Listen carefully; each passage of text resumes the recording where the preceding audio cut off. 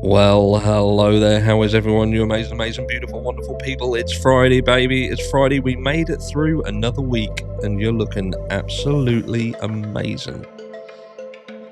Some people are not having such an amazing day, I imagine. And look, there will be some backlash to this, 100%. And some people have already emailed me with what the backlash will be, but we'll talk about that further on in the video. If you're not subscribed to the channel, make sure you subscribe to the channel, hit the notification bell for all future videos, because that's what we do around here. And like the video, even if you haven't already. I know we're only a few seconds in, but I can guarantee you're going to like it if you're someone who is open-minded and not stuck inside a little box. If you are one of them people who are stuck inside a little box, probably not going to like this video. Let me just put it that way. Pre-warned. So what are we talking about? We're talking about the Gonsalves family page. A lot of you, if not all of you, will know that this page has been removed. That is correct. Removed from Facebook. Seemingly removed due to violation of community standards following mass reporting. I would imagine it was mass reporting, not just one person reporting it, but this is what came up on Reddit. So it was a message. Finally, this trash has been removed from the Facebook group. Good riddance.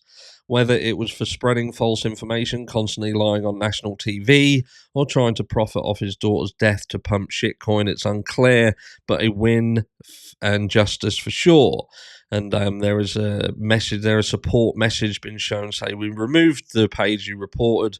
We reviewed the page and found that it goes against our community standards. We let the Gonsalves family page know that their page was removed, but not who reported it. Thanks again for letting us know. Reports like yours help keep Facebook safe and welcoming for everyone.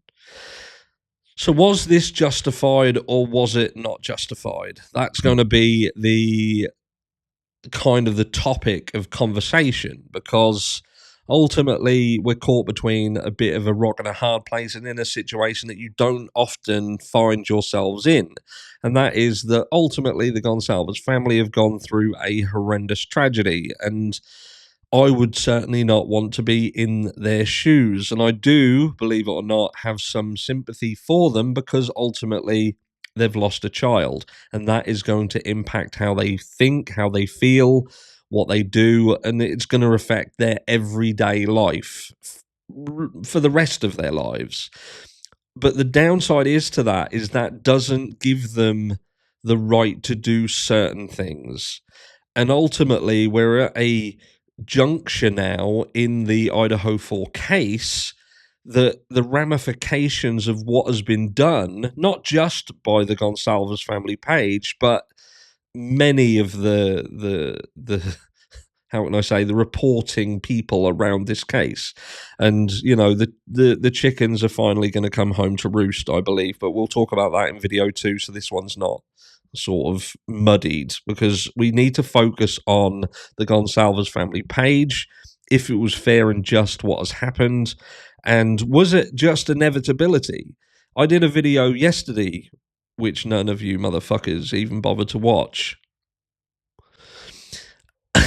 Just kidding. And it spoke about the UK and another case, kind of a high profile case, nothing like murders and mass murders, but a high profile case.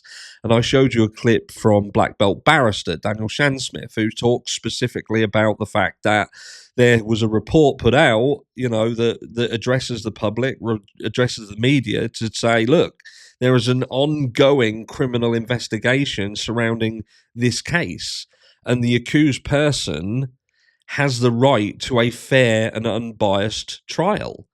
And if anybody puts anything out into the public, whether that be media, whether it be members of the public who are addressing the media as a whole, then if it's deemed that this can affect his ability to a fair trial, then you will be held in contempt of court and face up to 2 years imprisonment.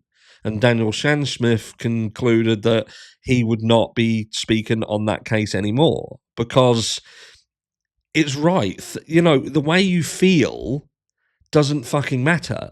It doesn't matter how you feel. And as harsh as that sounds, and the harsh reality of this is that despite the fact that you are parents, you've lost a child, and that is very, very sad, and people can have empathy for that. The reality is now that has gone, it is now in the realms of the state versus the accused. And the accused, whether you like it or not, is entitled to a fair trial. And if you get into the realms of doing things that will affect that, then you're walking on dangerous ground. You have got to understand that. And again, this is, your feelings no longer matter in the grander scheme of things with respect of obtaining justice for the people that you've lost, the person that you've lost.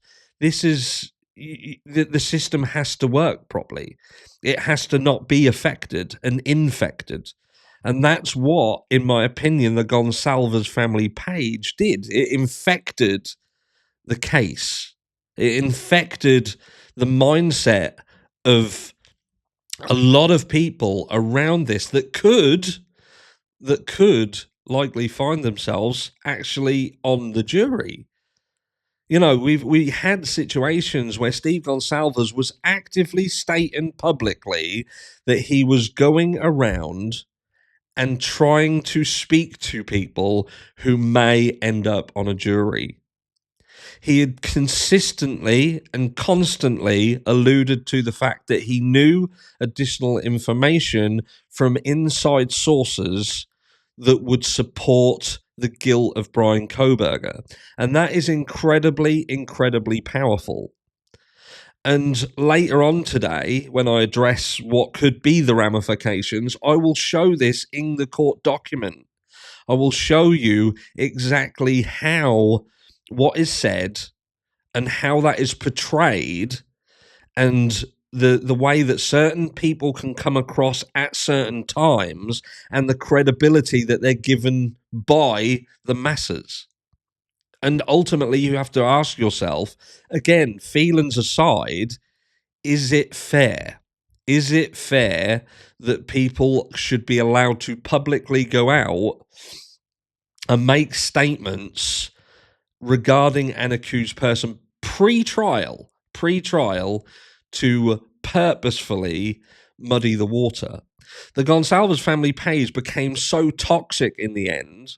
I believe it was Evil CJ who did a post a few hours ago, and it was a picture of a post where it was incitement to violence. It was inciting violence against Bryan Kohberger, which I could then refer once again to situations in the UK. And I'm not saying that the UK is fucking brilliant, because we are spiraling out of control with respect of freedom of speech. But ultimately, when you get into the realms of going onto social media and inciting violence towards an individual, you're again on very, very dangerous ground.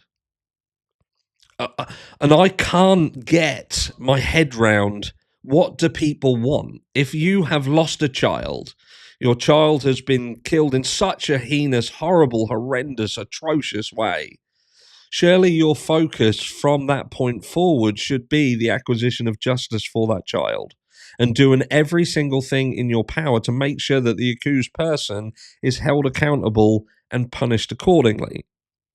So what is it? Is it that your emotions get so powerful and so strong that you ignore what you should be doing and instead go down this very, very, as aforementioned, dangerous route that could potentially mean that there is no justice? Your daughter's death is never, ever punished. Never, ever punished, unless you take it upon yourself, which that seems to be also alluded to throughout the posts that we've seen on the Gonsalves family page. But look, we all feel a certain way, we all think a certain way, but like I said at the beginning of this video, we very, very rarely find ourselves in a position where the families of victims that lose their life in such a manner, we end up disliking the families because of their actions. And maybe the question can be, can you read the room? some people are very good at reading the room and some people are not so good at reading the room. And I feel that the Gonsalves family in this situation, they were very bad at reading the room and are ultimately led to what we see now, and that is the removal of their page. But again, I asked the question, and please do let me know down below. And in a second, we'll talk about the repercussions of this towards social media and content creators like myself in a second. But yeah, it was this fair? Did it need to happen? Did the Gonsalves army page with, what was it? I think in the end, nearly 80,000 members. I think I may be incorrect. I think it was upwards of, somewhere between 60 and 80,000 people. And you read the posts and the toxicity levels within those comment threads it was like the written version of fucking Chernobyl. The written version of Chernobyl. It was that fucking toxic. That toxic. And ultimately, the Gonsalves family was at the helm. And again, I can't stress enough that I appreciate that they are in pain, they're upset, they're sad, and they have lost a child at the end of the day in one of the most horrendous, heinous ways imaginable. But again, because this has happened, as sad as it sounds, it just doesn't give you the right to affect the wheels of justice, the way in which justice should work. And again, later on today, I will talk about what indeed could be and is actually probably more likely than many, many people perhaps think at this stage. But I was also sent some posts via email overnight that the university page, I don't know, University of Idaho page, some pages off. I couldn't see the entire group name, but ultimately there has now been a lot of people on Facebook on these various pages, supporters of the Gonsalves family, and that page itself have turned their attention towards content creators.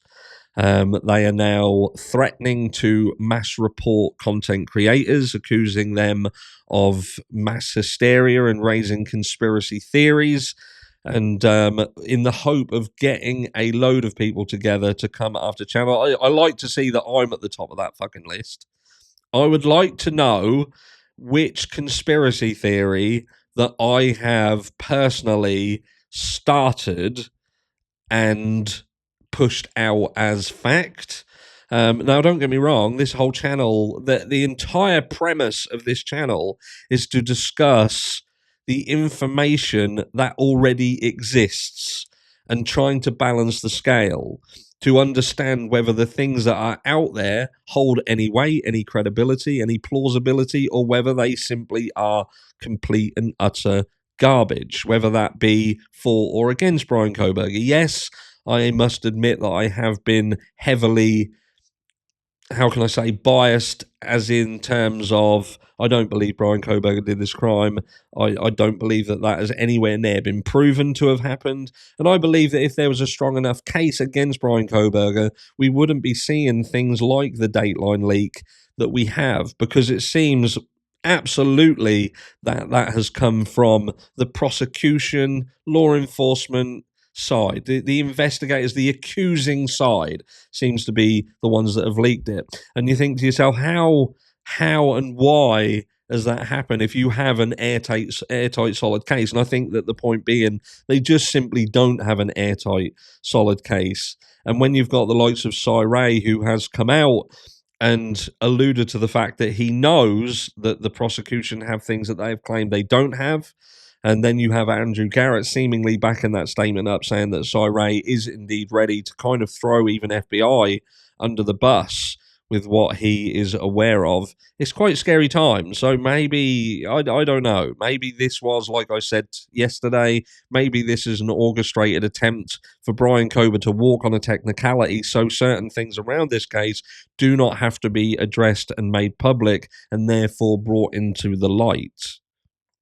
But again, with respect of the attacks that are likely incoming on social media against content creators like myself, well, let the chips fall where they may. In terms of what I think and feel about it, I don't have really any thoughts or feelings about it. I shall carry on regardless, and that's it. With respect of the Gonsalves family page, do I think that it was warranted? Sadly, I do. I believe that the family page became, in the end, a vessel for hatred.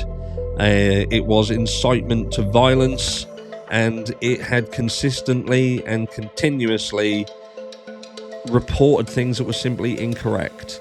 And even if, how can I say it? And it would seem that there's a potential that Steve Gonsalves himself could have been privy to certain leaks and information behind the scenes. I think I'm giving him a bit more credit than he deserves, but it's possible. And if that's the case, it makes this even worse, because you are literally then going against a non-dissemination order, and again, as aforementioned, that could have ramifications that will mean that your child was killed, and there's a potential that the person who did it will never be held accountable. Let me know down below your thoughts and feelings, and I will catch you all in the next one.